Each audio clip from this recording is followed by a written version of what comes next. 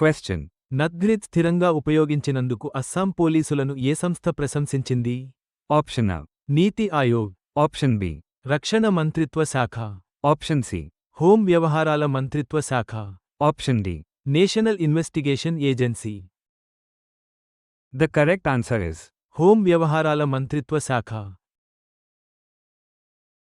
Question. గుజరాత్లో స్వదేశీంగా నిర్మించిన 700 మెగావాట్లు PHWRలకు ఏ సంస్థ ఇటీవల ఆపరేషనల్ లైసెన్స్ను మంజూరు చేసింది?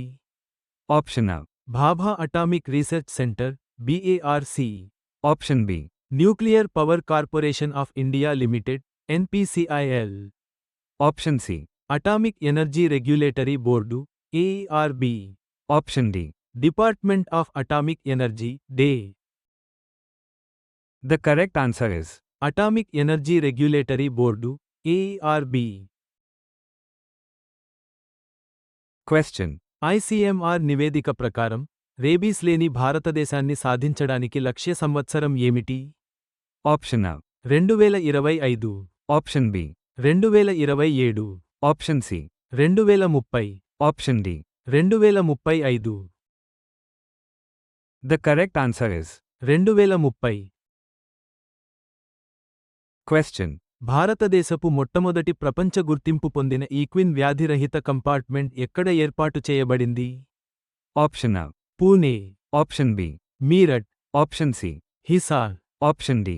Bareilly. The correct answer is Meerut.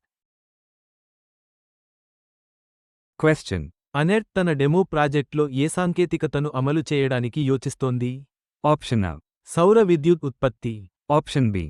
గాలి శక్తి మార్పిడి, Option C. Vehicle to grid, V2G. Option D. జలవిద్యుత్ శక్తి నిల్వ. The correct answer is vehicle to grid, V2G. Question. DPC ప్రకారం నివారణ నిర్బంధం మరియు ఆస్తి స్వాధీనం యొక్క ప్రాథమిక లక్ష్యం ఏమిటి? Option A. ప్రభుత్వ ఆదాయాన్ని పెంచడం, Option B. నేరస్తులను అరికట్టడం, Option C. జైళ్లలో రద్దీని తగ్గించడం, Option D. ట్రాఫిక్ నిబంధనలను అమలు చేయడం. The correct answer is నేరస్తులను అరికట్టడం.